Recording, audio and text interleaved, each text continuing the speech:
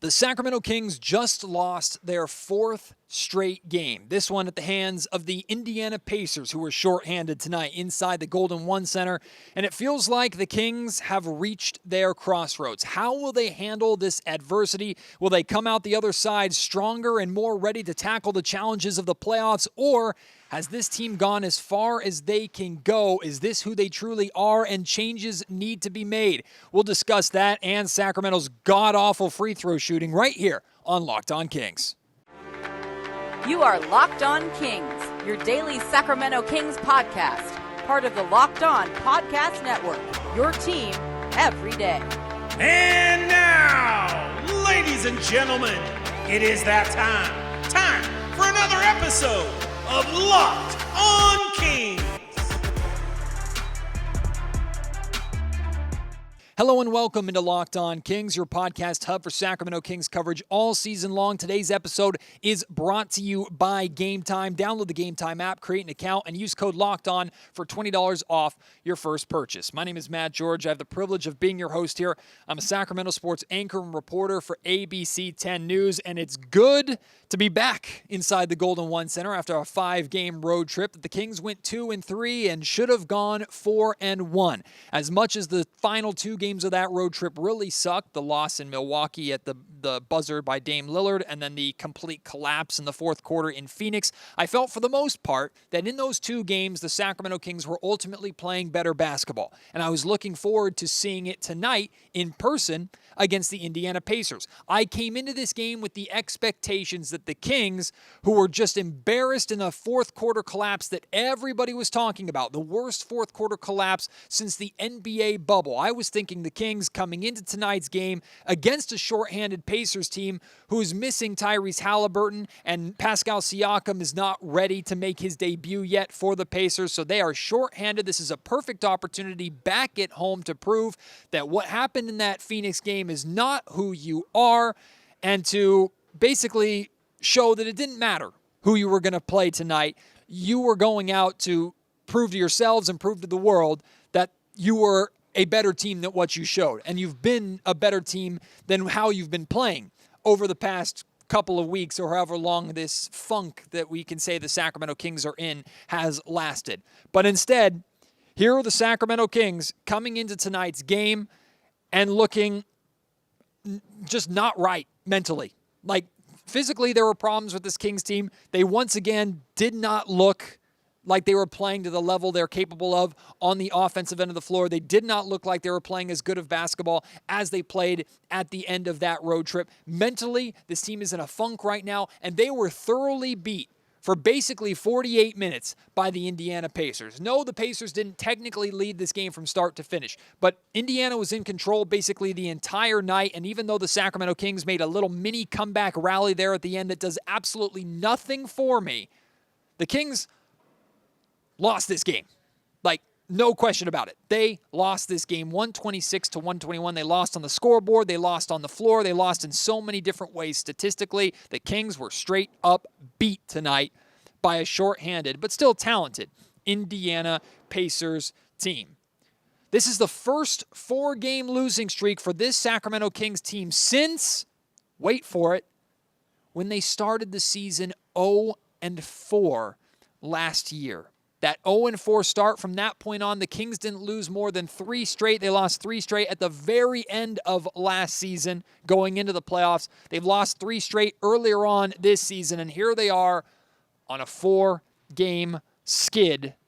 And I don't know, I think it's fair to say this is the most adversity that this Kings team has faced. I don't know what is going on mentally with this group. I don't know why they can't play consistently like themselves, and I sure as hell don't know why they can't step to the free throw line and hit what is supposed to be the easiest freaking shot in basketball. This Kings team is dreadful from the free throw line. They are 30th in the league, which is dead last in the league. They've already been that for much of this season, but even that, which is around 70%, is not as terrible as they have been over these last 2 games. In both Phoenix and tonight, the Kings shot around 50% from the free throw line. That is horrendous. Tonight, 18 of 32. That includes De'Aaron Fox and Malik Monk combining for 6 of 15. Remember, De'Aaron Fox and Malik Monk both hit missed clutch free throws at the end of that Milwaukee loss that would have won them the game, and they missed some big free throws in that Phoenix loss as well.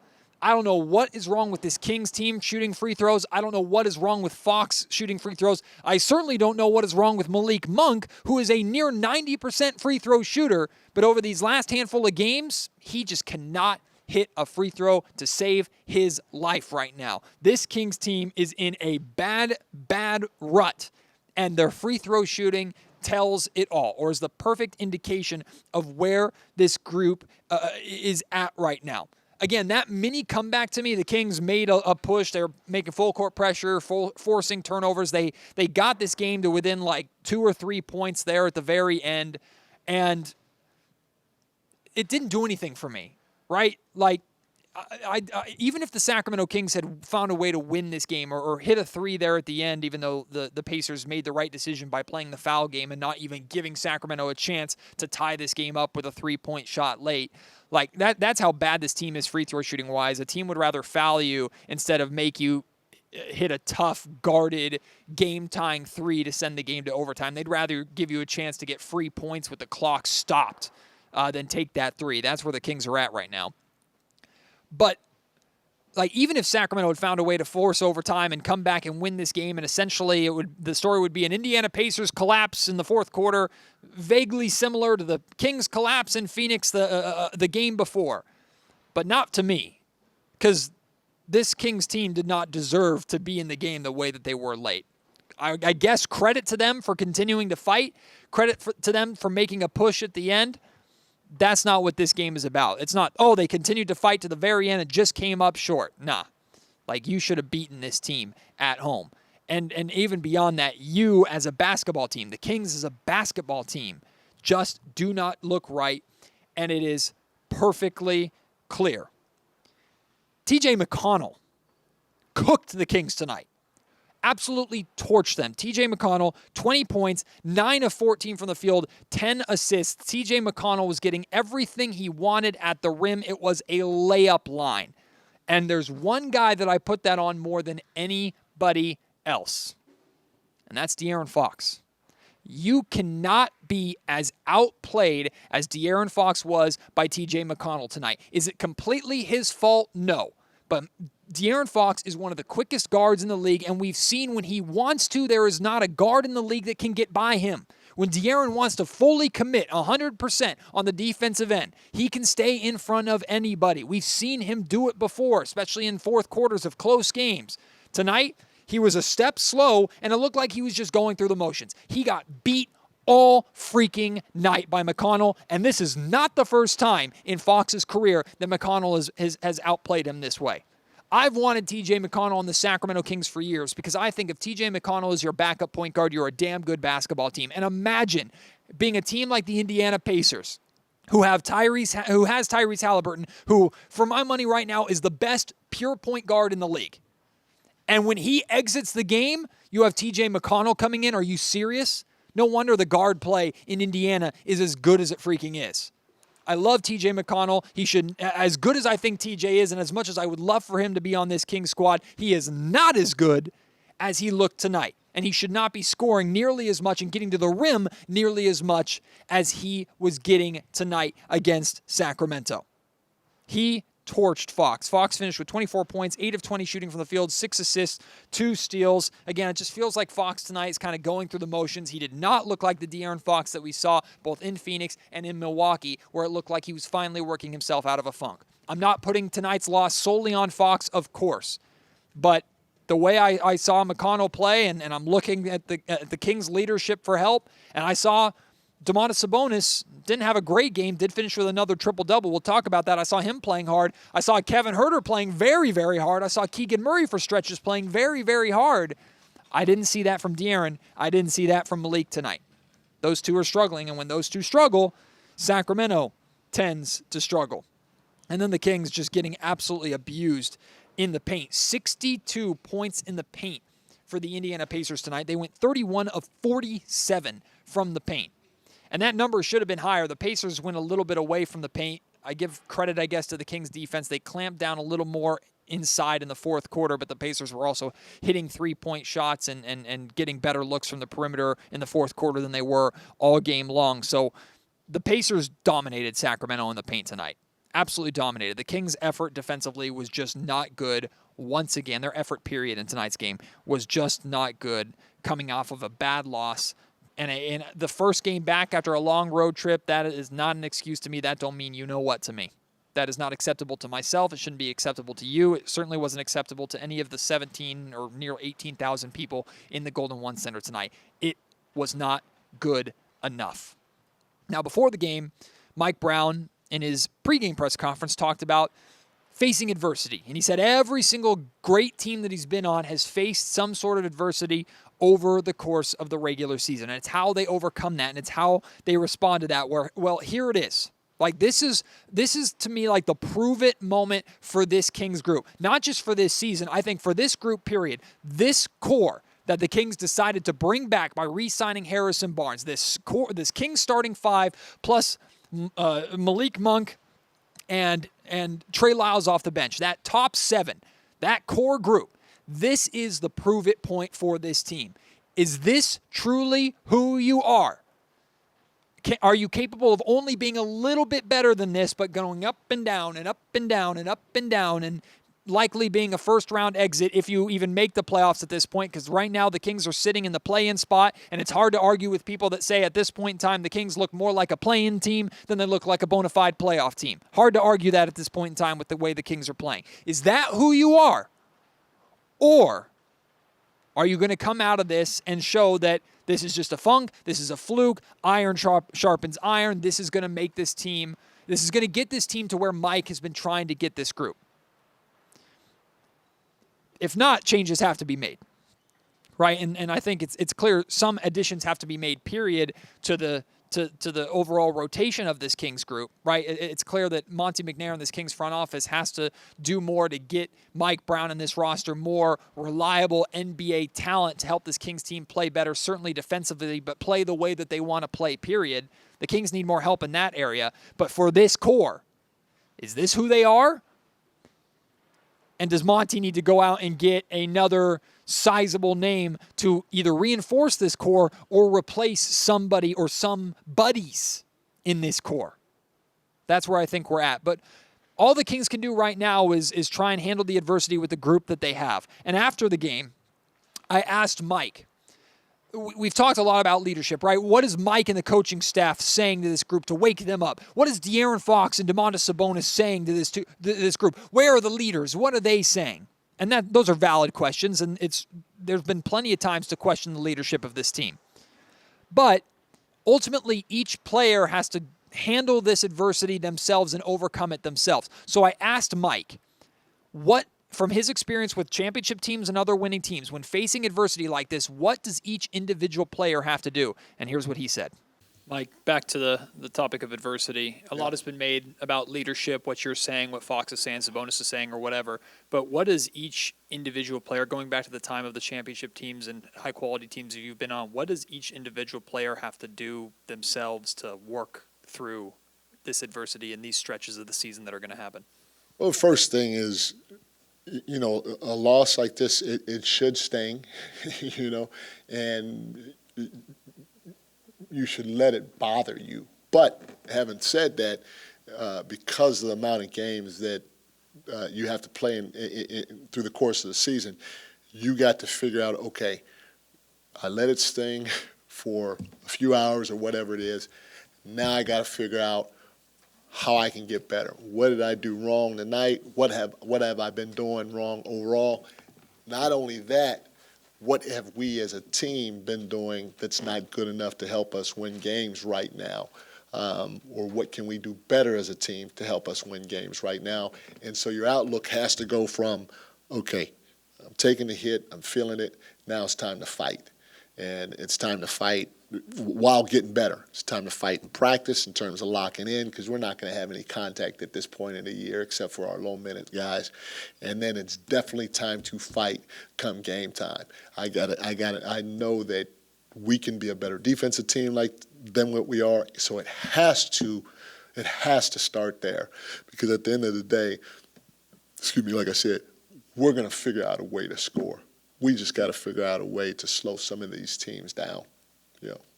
I mean, it's even Milwaukee. Like I say, I thought offensively we were great, but it's hard when you're giving up the type of points that you're giving up, and the type of threes that we gave up to their hot guys. It's tough to try to just go toe to toe and outscore guys on a night in, night out basis.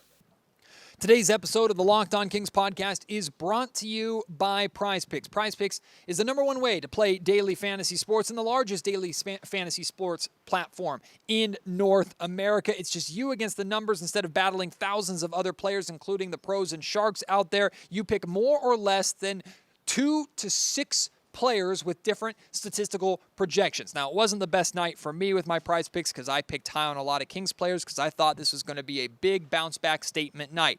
I was wrong. So it wasn't the best night for me for prize picks, but you can play prize picks in so many different ways. Like you could just take more or less on De'Aaron Fox points, or a combination of Malik Monk points and assists, or a combination of points, rebounds, and assists for Domantas Sabonis with the monster triple-doubles that he's been putting up.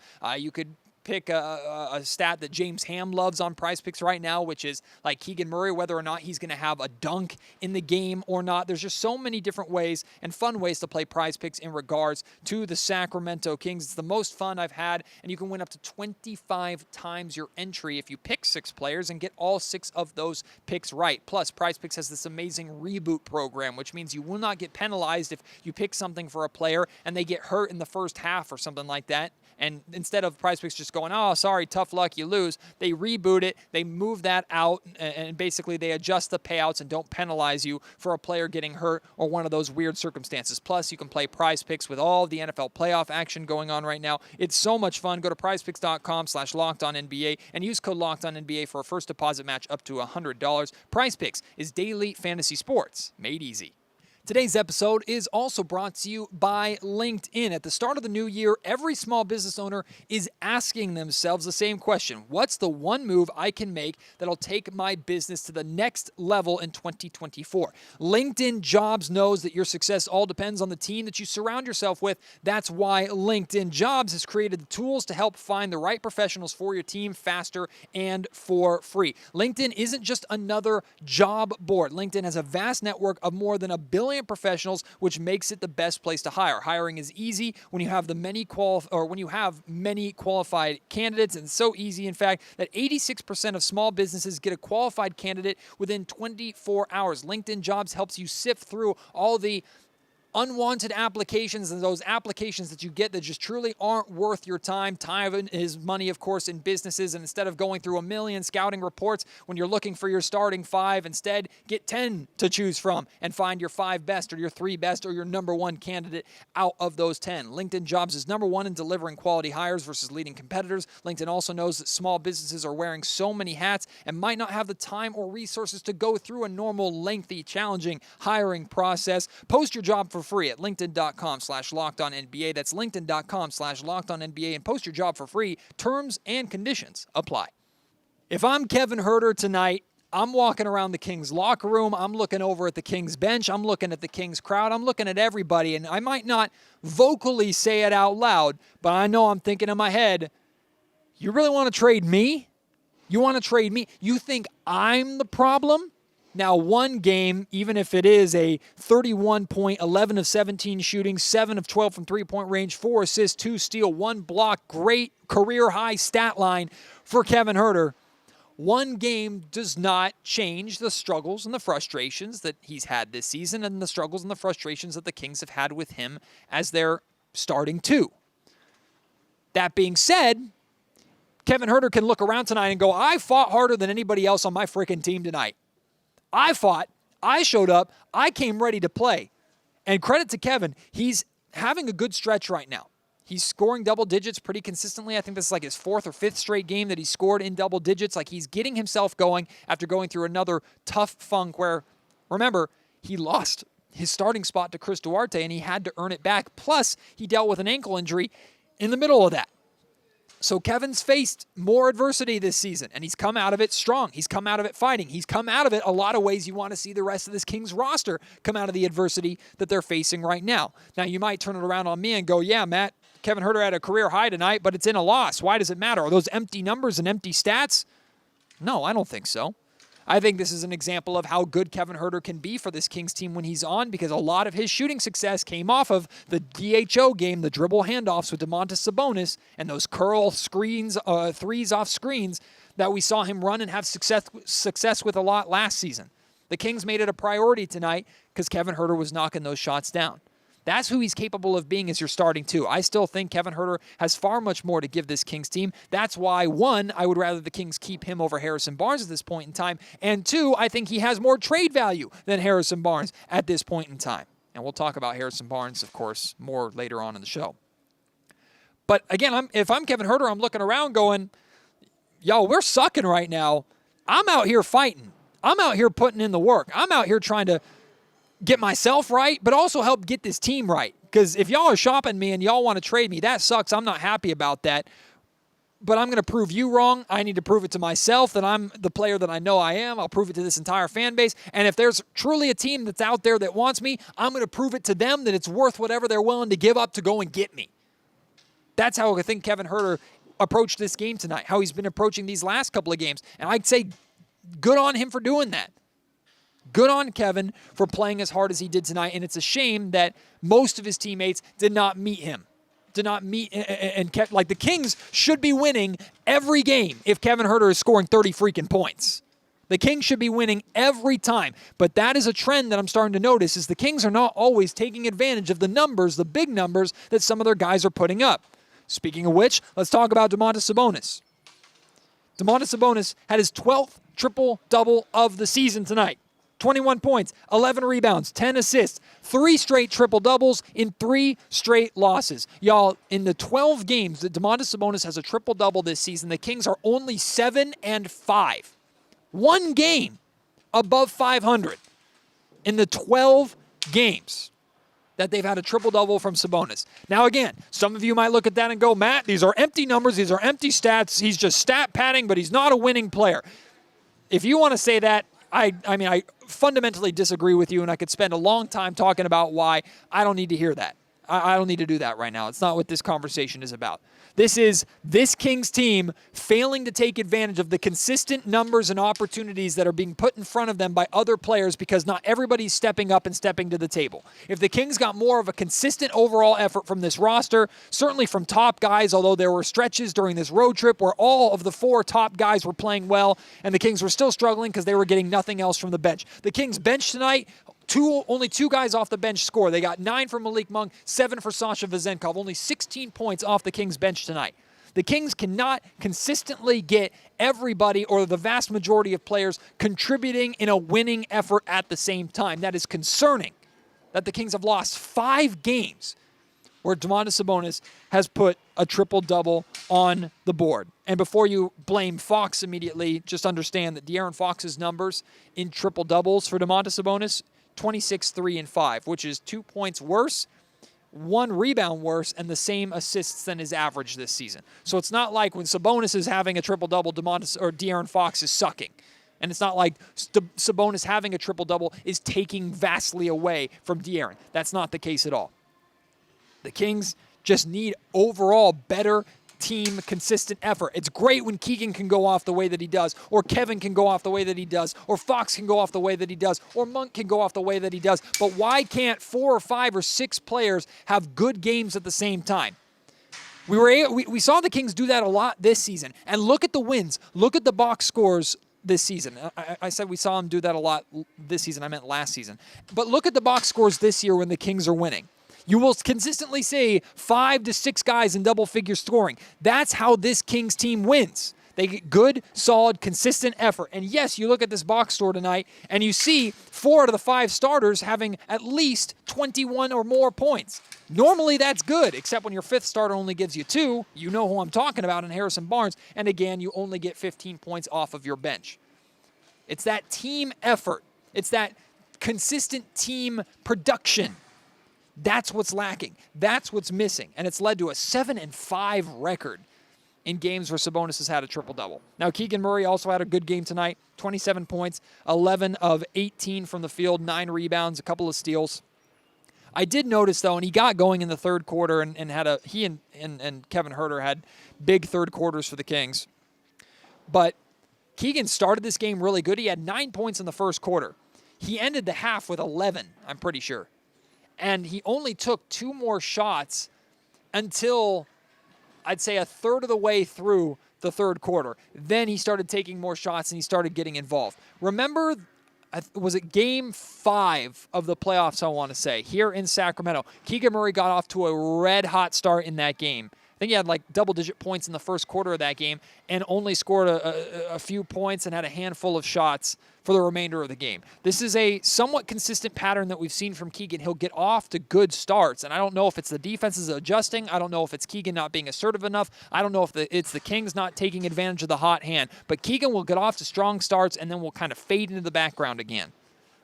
The Kings need to figure that out too, because Keegan could have done a lot more than 27 points of damage tonight, I feel, had he continued to play and been as aggressive as he was in that first quarter. Today's episode of the Locked On Kings podcast is also brought to you by Gametime. Hopefully, if you bought tickets to tonight's Kings game, the Gametime app is the app that you're using to buy your tickets from now on. Why? Because Gametime is obsessed with finding ways to help you save money on your tickets to whatever event. Could be a Kings game or another sporting event. It could be a theatrical production in town. It could be a comedy show at a comedy club. It could be a major concert in a massive stadium. Whatever it is, Gametime will help you save money on tickets. They rejoice in it. Gametime has deals on tickets right up to the start of the event, and even an hour before the events, they have these last-minute flash deals that cannot be beat. You'll find exclusive deals on so many different things, and they have zone deals where you pick the section and Gametime picks the seats for big savings for you.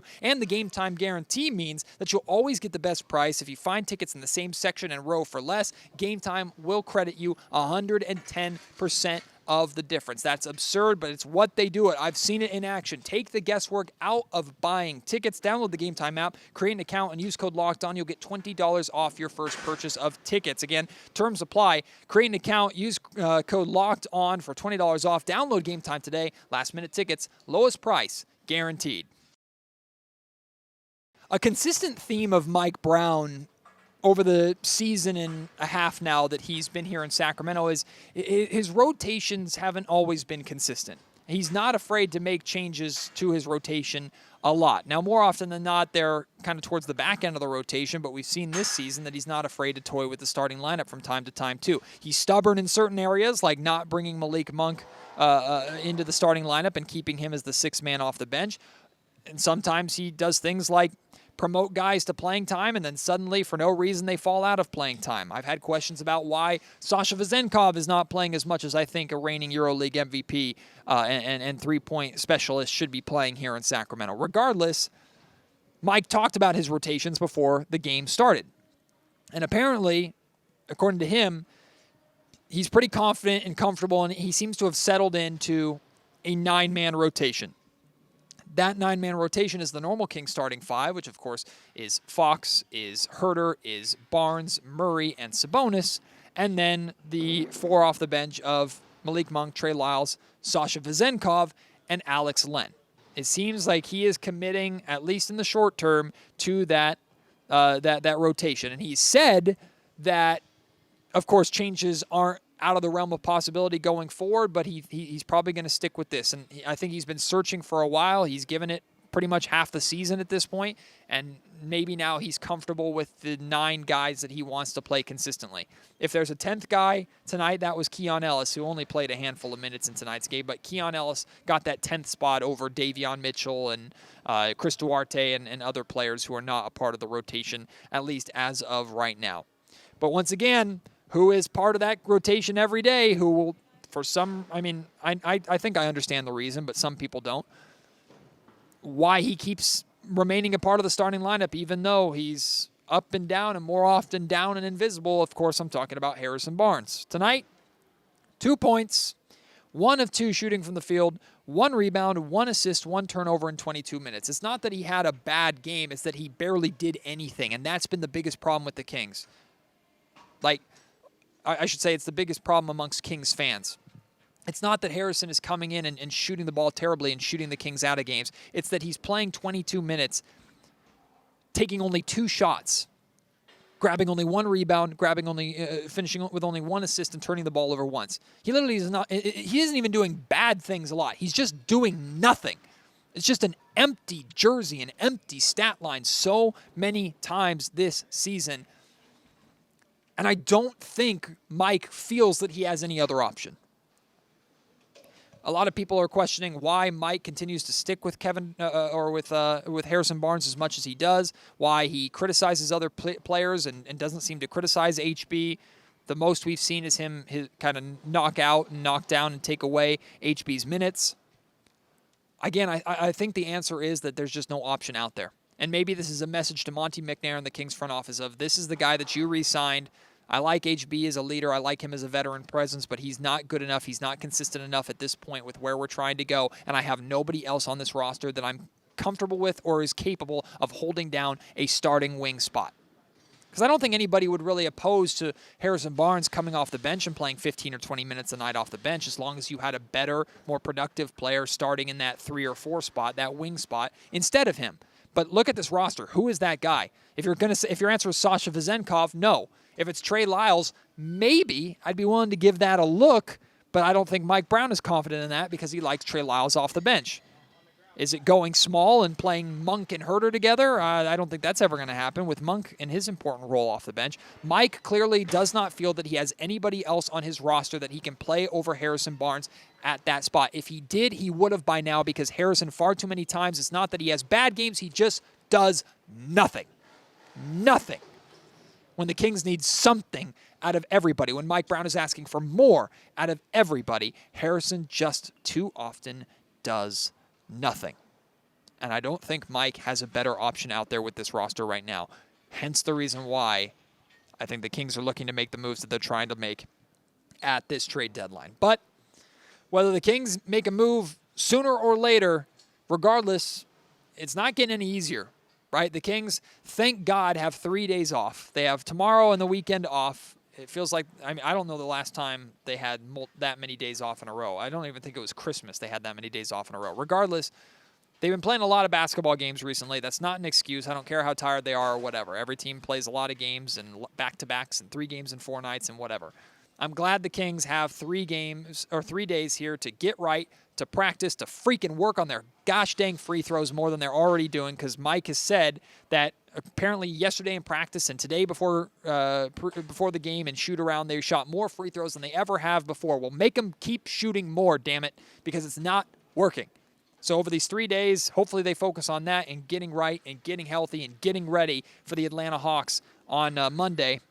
Because after that, it's back onto the road for their longest road trip of the season, a 7-game trip that begins in Golden State against the Warriors. Then they have the Mavs, Grizzlies, Heat, Pacers, Bulls, and Cavs before turning the calendar into the month of February, where, if I'm not mistaken, I think they played the defending champion Denver Nuggets at least twice, I think 3 times in the month of February alone. It ain't getting easier. Like I said, this is a crossroads point, a prove-it point for the Kings this season. How will they respond? We'll have to wait until Monday to find out. Now it's your turn. How are you feeling about this Kings team tonight? Are you freaking out? Are you concerned? Where are you at with this group? Let me know. Hit me up on Twitter at MattGeorgeSack. Email me, mattgeorgesports@gmail.com. Leave your thoughts in the YouTube comment section down below. How concerned are you about the mental aspect of this team versus the physical aspect? Anything you want to talk about with this Kings group, hit me up. Let me know. I want to hear from you. I want to hear your thoughts on this Kings team right now and this 4-game losing streak, which hopefully does not get to 5. If the Kings lose, think about this for a second. If the Kings lose to the Hawks on Monday, that'll be the longest losing streak that this group has ever had together. Right before the trade deadline, that might be the biggest indication to Monte McNair that something drastic might have to happen. We'll see. We'll see how the Kings team responds. Thank you for your consistent support of this podcast, consistently showing up and being part of this group, even when the effort isn't as consistent or the production from the Kings isn't as consistent as we wanted and expected it to be this season. I appreciate you so much. Can't wait to have you join me on the next episode of Locked On Kings. Until then, my name is Matt George. You've been listening to the Locked On Kings podcast, part of the Locked On Podcast Network.